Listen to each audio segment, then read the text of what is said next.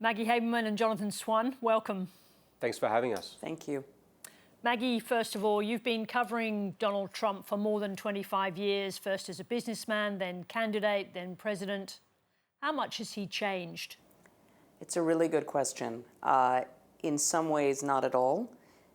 There are moves from his playbook that we write about in this book that are very consistent over time.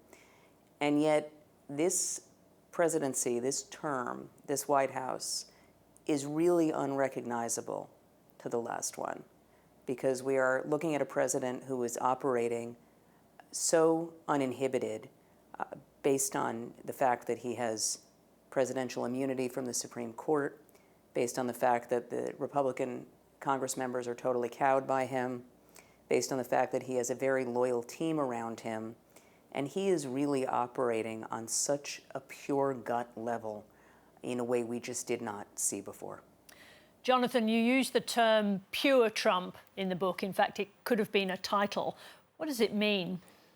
Well, in the first term, you had diluted Trump, which was a person coming into government as president, having had no experience in public service whatsoever.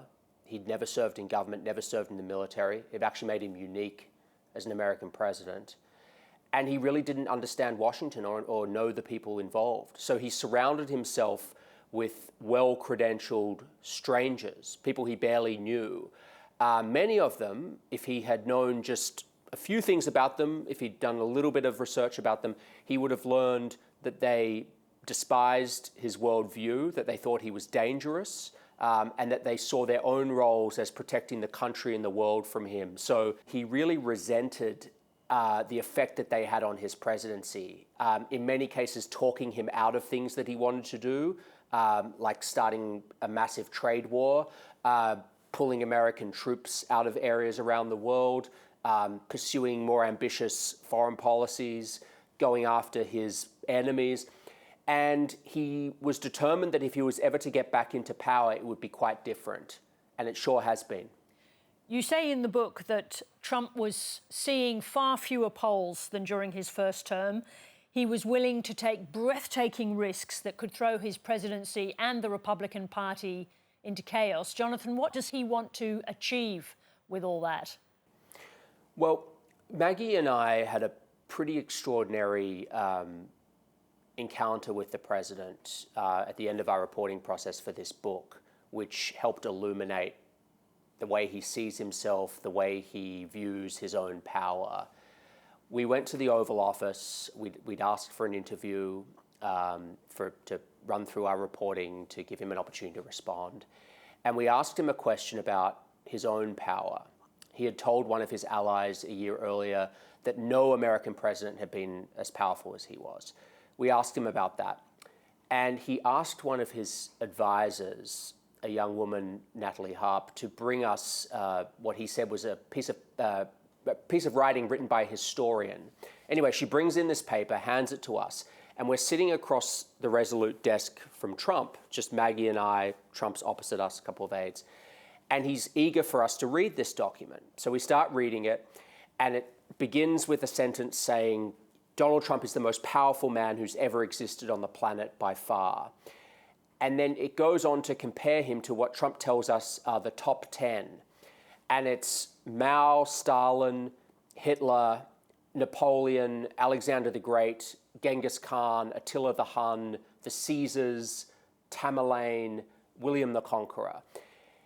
And what the document laid out had nothing to do with morality. It wasn't making any kind of moral comparisons. What it was saying was that Donald Trump is the most powerful man who's ever lived because he's in charge of the US military, he's in charge of the most powerful economy in the world, but he's willing to use that power in ways that previous presidents haven't. And I think we've seen that in pretty spectacular fashion. He took America to war in the Middle East again in Iran without even talking to Congress. He authorized Delta Force to go into Caracas and snatch a foreign leader out of his bedroom in his pajamas in the middle of the night to do regime change in Venezuela. He didn't talk to Congress. He started a trade war with the whole world last Liberation Day in April. He didn't talk to Congress. So he's operating with raw unilateral power to reshape the world in the ways that he wants to, again, unencumbered by the usual checks and balances that you see in the American system. Jonathan, you say that Trump and his inner circle got very good at keeping secrets. What does that suggest? If not shame, at least some consciousness of what other people think about them? No, not even remotely. This group of people could not be more different from the first group around him. They believe in him, they like him. Many of them were with him in the 21 through 24 period and were actually quite radicalized by the experience of being under investigation. You got to remember, the core group around Trump on the campaign, his legal team, it wasn't just Trump that was indicted and received subpoenas. A lot of them received subpoenas themselves. Some of them were indicted. A couple of them went to prison, Steve Bannon and Peter Navarro. And so they all felt under siege. And for them, winning the 2024 election was not a matter of, oh, maybe we can lower the tax rate, and trim off some regulations. It was, again, I'm not validating this, I'm just telling you the mindset. It was, how do we stay out of prison? Those were the stakes of the election. So when you come back, it's a very much a bunker mentality, and it's us versus them.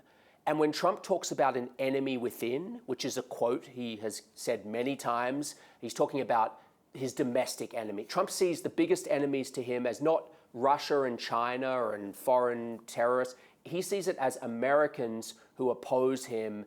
And so that's the mentality inside him. And they don't trust anyone. They're very paranoid about their own government. That's why they keep secrets. They don't trust their own government. They see themselves as surrounded by a hostile force. They've fired a lot of them, but they can't fire all of them. So what they do is they hoard information and they keep the information away from their government.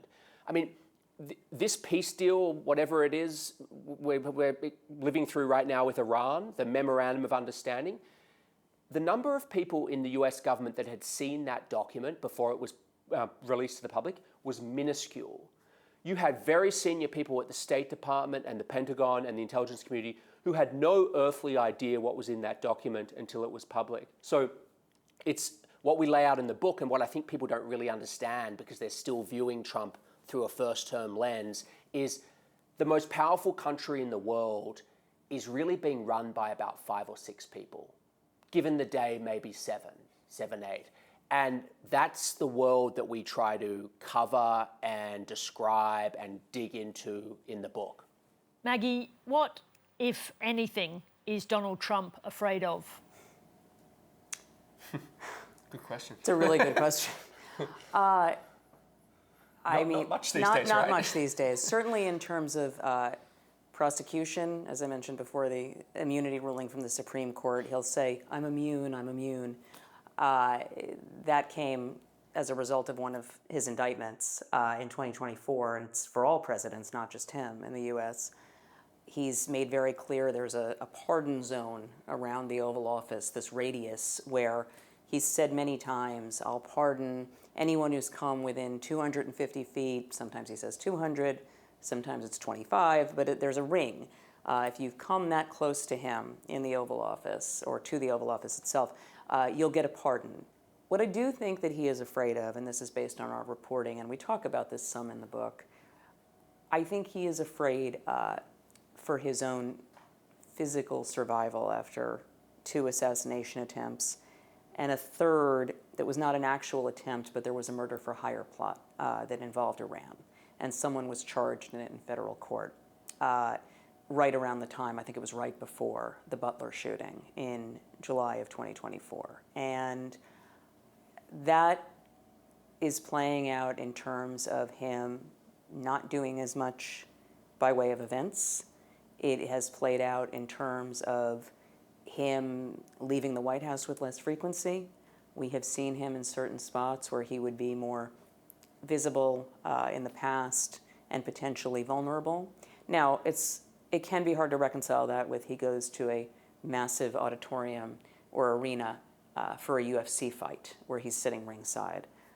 But the Secret Service is aware for days that he's doing it. There are intense security protocols in place.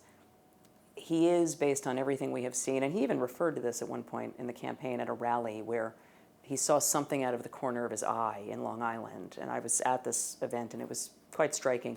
He described himself as having the yips. So I do think he worries about that. But the reason we sort of both reacted the way we did to that question is, in his first term, he really was worried and scared of that special counsel investigation. He didn't know what Congress was going to tolerate. You know, he didn't fully command the Republican Party. He was still somewhat vulnerable, potentially, to being impeached and convicted. There's no prospect of him being convicted, even if he gets impeached, if the Democrats take the House. And by the way, he's wealthier than he's ever been by orders of magnitude. His family has made so much money off this presidency that that's another added layer of security that he has. The self-enrichment is quite extraordinary in the way it's depicted in the book.